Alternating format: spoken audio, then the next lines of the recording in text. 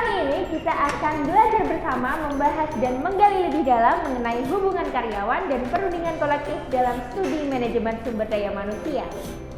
Sebagaimana yang telah kita pelajari bersama, hubungan karyawan atau tenaga kerja merupakan suatu bentuk interaksi antara pihak karyawan dengan sesama karyawan dan para karyawan dengan para atasannya.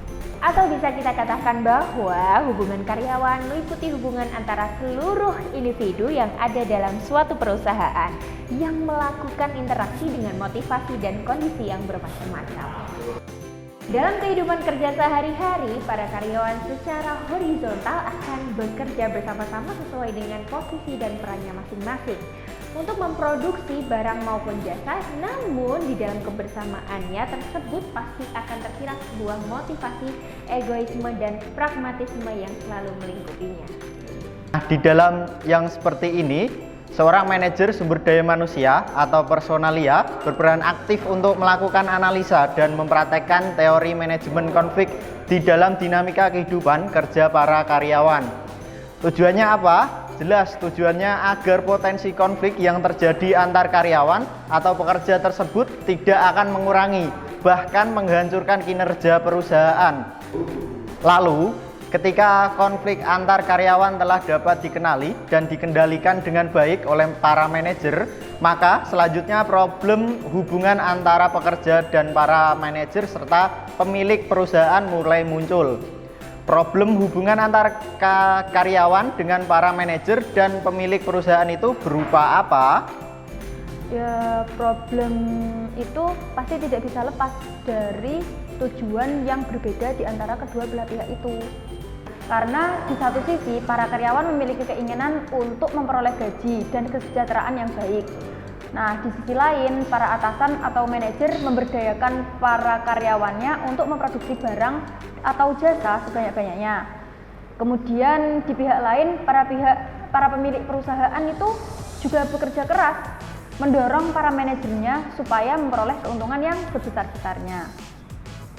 Lalu, saat para pekerja, tenaga kerja, atau karyawan membuat sebuah organisasi serikat pekerja, para pengusaha atau pemilik perusahaan menjadi gusar. Karena keuntungan yang didapatkannya akan menjadi berkurang, karena akan mendapatkan tekanan yang terus-menerus dari para karyawan atau tenaga kerja yang selalu berusaha untuk protes agar mendapatkan upah yang tinggi. Dan ini yang menjadi alasan terbentuknya organisasi pengusaha. Lalu ketika kepentingan para pekerja atau tenaga kerja yang tergabung dalam serikat pekerja berhadapan dengan kepentingan para pengusaha melalui organisasi pengusaha tersebut berbenturan dengan siapa yang akan menanganinya. Inilah tugas pemerintah untuk membuat aturan main dan menjadi penengah ketika kepentingan para pekerja dan pengusaha saling berhadapan. Guna mengetahui pengetahuan yang lebih lanjut, mari kita simak bersama-sama tentang sejarah terbentuknya serikat pekerja. Setelah kita mengetahui sejarah serikat pekerja, maka kita akan membahas tentang perundingan kolektif dalam individu manajemen sumber daya manusia. Seiring dengan perkembangan zaman, apalagi pasca revolusi industri, karyawan membutuhkan pekerja untuk memproduksi perusahaannya. Pada mulanya, para pekerja atau para buruh hanya dijadikan sebagai salah satu unsur produksi oleh para pengusaha, sehingga para buruh atau para pekerja dieksploitasi secara sewenang-wenang oleh para pengusaha dengan mengabaikan hak dan kepentingan pekerja atau buruh itu sendiri. Kemudian karena adanya perasaan yang senasib, para karyawan atau tenaga kerja itu berusaha mengorganisasikan diri agar upah dan kesejahteraannya dapat dijamin oleh perusahaan yang menaunginya. Inilah awal mula terjadinya dan terbentuknya serikat kerja. Dalam catatan sejarah diketahui bahwasanya serikat buruh lahir di Inggris tahun 1812 sebagai wadah perjuangan melawan eksploitasi kapital terhadap buruh. Awalnya, perjuangan tersebut hanya pada kalangan pabrik-pabrik industri dan berkembang ke tingkat nasional bahkan dunia yang berbanding lurus dengan logika perkembangan dan pergerakan arus modal. Gerakan perubahan serikat buruh tersebut tersebar ke seluruh negara sehingga menimbulkan berbagai pergolakan. Tragedi yang terjadi pada tanggal 1 Mei 1886 di Haymarket, Chicago, Australia menjadi suatu contoh serikat buruh dituduh sebagai provokator kerusuhan dengan mengusung paham komunis. Perjuangan kaum buruh yang menuntut jam kerja 8 jam per hari berakhir dengan provokasi kerusuhan, sehingga pengadilan menjatuhkan hukuman gantung kepada para pejuang buruh. Sekalipun beberapa tahun kemudian, pengadilan menganulir hukuman tersebut dan merehabilitasi nama baik para martir buruh yang telah meninggal. Perjuangan kaum buruh di Haymarket menggetarkan pejuang kaum buruh di belahan dunia. Kelompok idealis sosialis dalam konferensi kedua Sosialis Internasional di Paris tahun 1889 memutuskan 1 Mei sebagai Hari Buruh Internasional. Indonesia, Amerika Serikat yang saat itu berupaya menahan pengaruh sosialis menolak 1 Mei sebagai hari perayaan buruh dengan menggantinya menjadi hari Senin pada minggu pertama September. Sejarah terus bergulir karena beberapa tahun kemudian, tepatnya pada tahun 1919, Organisasi Buruh Internasional atau ILO menetapkan pengaturan kerja 8 jam per hari ditetapkan sebagai konvensi pertama dari ILO. Inilah prestasi awal serikat pekerja yang mengawali eksploitasi di tempat kerja. Konvensi ini sekarang diadopsi di seluruh dunia. Munculnya wadah serikat buruh dan pengaturan jam kerja ternyata tak otomatis meruntuhkan kemiskinan buruh. Negara pertama yang memulai adalah negara Selandia Baru pada tahun 1894, kemudian menyebar ke Australia pada tahun 1904, kemudian menyebar ke Eropa yang diperkenalkan oleh Inggris pada tahun 1909. Melalui upah minimum, negara ingin memastikan perlindungan terhadap buruh dari eksploitasi dan kapitalis. Penetapan upah minimum dilakukan melalui usulan 3 pihak atau tripartit untuk kemudian diputuskan pemerintah.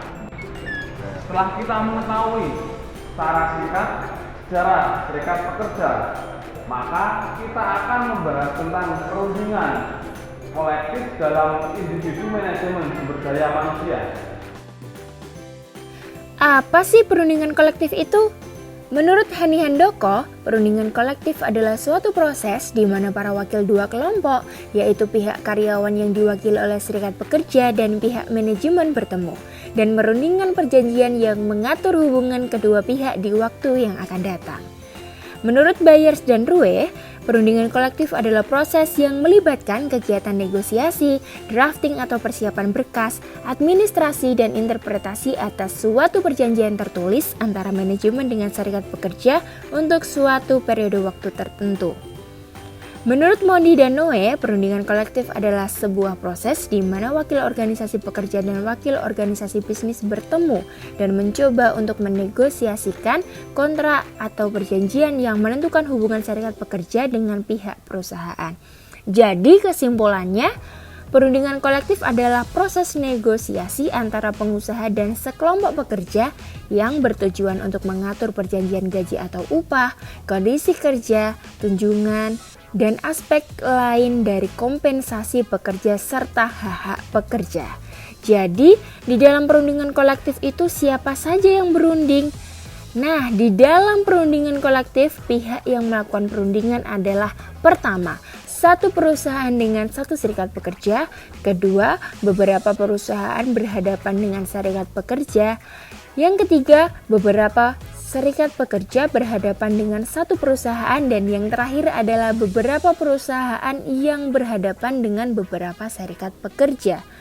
Lalu, apa tujuan perundingan kolektif itu? Tujuan perundingan kolektif adalah untuk menyusun suatu perjanjian kerja. Perjanjian kerja menguraikan berbagai hak, kewajiban, dan tanggung jawab manajemen, karyawan, serta individu dan serikat pekerja. Terus, apa saja jenis perundingan kolektif? Pada dasarnya, jenis perundingan kolektif kalau ditinjau dari sudut pandang manajemen konflik adalah 1. Distributif, 2. Integratif, dan 3 adalah konsensi. Perundingan distributif terwujud ketika terjadi proses bargaining atau tawar-menawar di mana ada satu pihak yang menang dan ada pihak lain yang mengalah.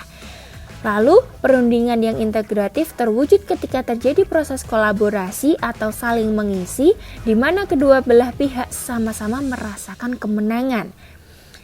Kemudian perundingan konsensi bisa terwujud ketika terjadi proses kompromi dan kedua belah pihak sama-sama saling mengalah. Dari ketiga jenis perundingan tersebut, mana yang terbaik? Pada dasarnya, perundingan-perundingan tersebut terjadi di dalam situasi dan kondisi yang melingkupinya. Jadi mau distributif, integratif maupun konsensi semua bisa terjadi. Karena biasanya pada akhirnya pihak-pihak yang berunding tersebut lebih mementingkan eksistensi daripada kepentingannya. Lalu bagaimana proses dan tahapan perundingan tersebut bisa terwujud?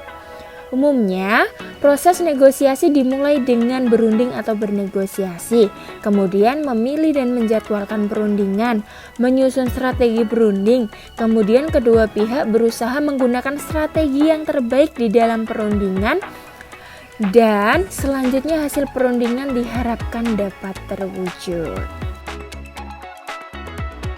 Nah, kesimpulannya adalah di dunia ini, landasan utama roda perekonomian suatu negara ditunjang oleh usaha produksi baik di bidang manufaktur maupun jasa.